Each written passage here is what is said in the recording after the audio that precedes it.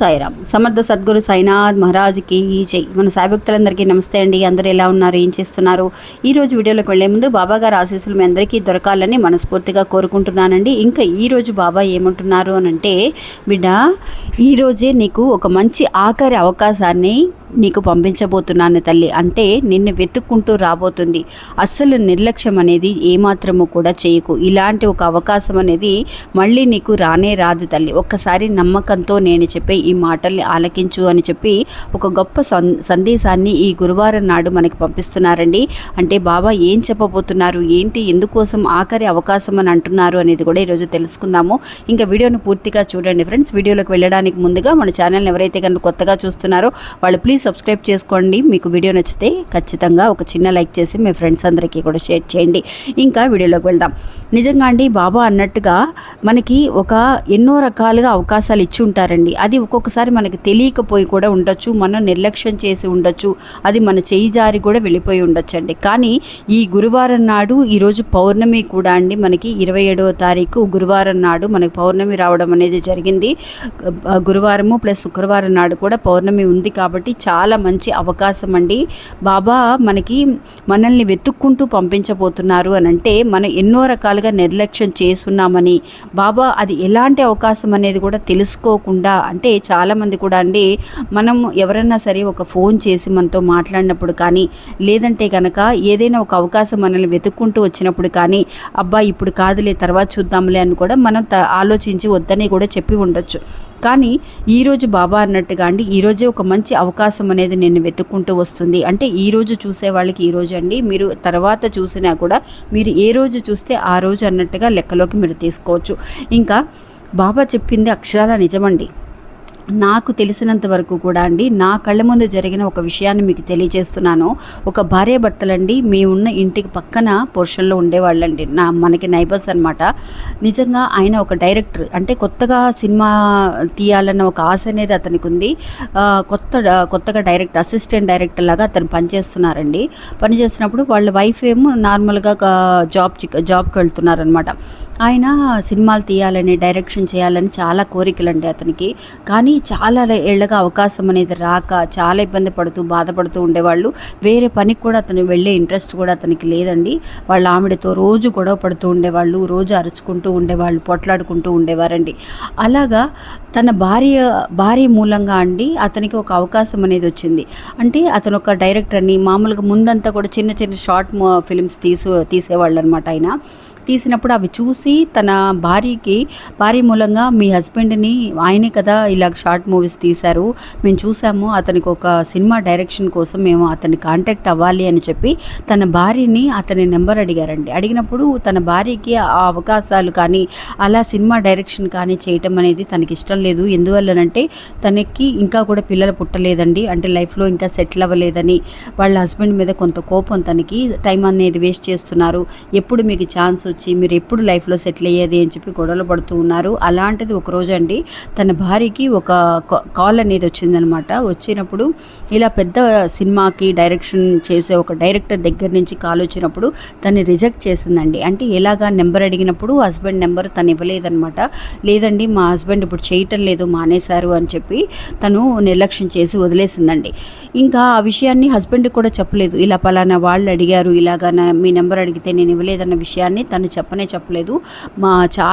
చాలా రోజులు గడిచిపోయిందండి.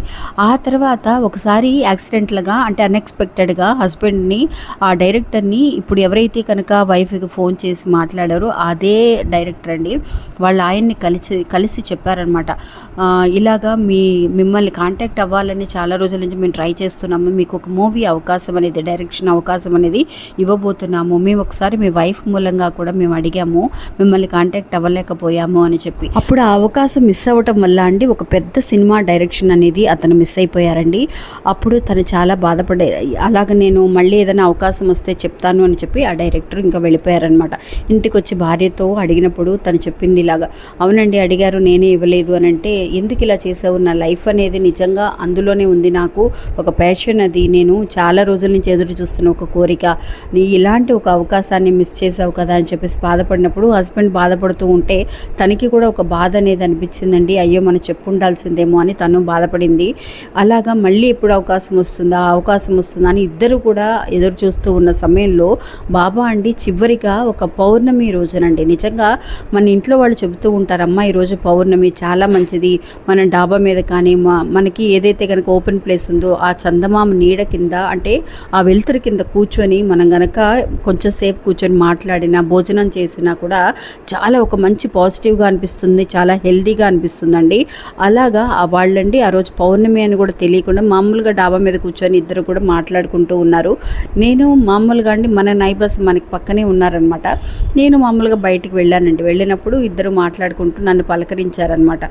చాలా వరకు కూడా ఆవిడ అంటూ ఉండేవాడు, మీ వీడియోస్ చూసామండి మేము, ఇక్కడ చాలా బాగుండేవి అది ఇదని అని అన్నప్పుడు, నేను ఈరోజు పౌర్ణమి అండి, ఈరోజు మీరిద్దరూ ఇలా కూర్చొని మాట్లాడడం అనేది నాకు చాలా హ్యాపీగా అనిపిస్తుంది. ఎందుకంటే ఇద్దరు ఎప్పుడు పోట్లాడుకుంటూ ఉండేవాళ్ళు, ఇద్దరికి గొడవలు అనేవి వస్తూ ఉండేవండి. పౌర్ణమి రోజు ఎప్పుడు కూడా మీకు ఎలాంటి సమస్యలు ఉన్నా కూడా కూర్చొని మాట్లాడుకోండి, అవన్నీ కూడా తీరిపోతాయి. బాబా మీరు ఏదైతే కనుక ఎదురు చూస్తున్నారో అది ఖచ్చితంగా మిమ్మల్ని వెతుక్కుంటూ వస్తుంది అని చెప్పి ఆ రోజు నైట్ అన్నానండి. అని అన్నప్పుడు నేను అన్ఎక్స్పెక్టెడ్గా వాళ్ళని చూడటం, ఆ మాట కూడా బాబానే నా నోటి నుంచి అనిపించారేమో అని అనిపించిందండి నిజంగా. అలా అన్న తర్వాత మరుసటి రోజే అండి, ఆ రోజే అదే డైరెక్టర్ని, అంటే ఇంతకుముందు మాట్లాడారు కదా అదే డైరెక్టర్ని ఆయన కలవటం, మళ్ళీ కూడా ఒక మూవీ అవకాశం అనేది వాళ్ళకి రావడం అనేది జరిగింది. అలాగా నిజంగా అండి ఏదైతే కనుక ఒక అవకాశాన్ని మనం మిస్ అవుతామో, మళ్ళీ కనుక ఒక అవకాశం వచ్చినప్పుడు ఖచ్చితంగా అది అస్సలు మిస్ అవ్వకూడదు అని అనుకుంటామండి. అలాగే వాళ్ళకి ఆ టైంలో అండి కొంచెం హెల్త్ బాగాలేదు వాళ్ళ హస్బెండ్కి, అయినా సరే వచ్చిన అవకాశాన్ని వదులుకోకూడదు అని చెప్పి హస్బెండ్కి వైఫ్కి ఇద్దరికీ హెల్త్ బాగాలేదు, అయినా సరే చాలా కష్టపడి ముందుకు రావాలని ప్రయత్నించారు. బాబా ఎప్పుడు కూడా అండి కొంచెం కష్టం మీదే మనం ముందుకు వెళ్ళగలుగుతాము, అది వాళ్ళు చేస్తారా చేయలేరా అన్న ఒక పరీక్ష అనేది కూడా పెడుతూ ఉంటారు. కాబట్టి అలాంటి పరిస్థితి నుంచి కూడా వాళ్ళు దాటి ఆ అవకాశాన్ని ఈరోజు నిలబెట్టుకొని చాలా పెద్ద డైరెక్టర్ అయ్యారండి. అలాంటి ఒక గొప్ప అవకాశం మీ అందరికీ కూడా బాబా మళ్ళీ ఇవ్వడానికి సిద్ధంగా ఉన్నారండి. అందువల్ల ఎవరు కూడా ఎలాంటి ఒక అవకాశం వచ్చినా కూడా ఒకటికి 2 సార్లు ఆలోచించి నిర్ణయం తీసుకోండి ఫ్రెండ్స్. ఎవరు కూడా మిస్ అవ్వకండి. ఎందువల్లనంటే అలాంటి గొప్ప అవకాశాలు మళ్ళీ రావడానికి ఎంతో కష్టపడుతూ ఉంటాం.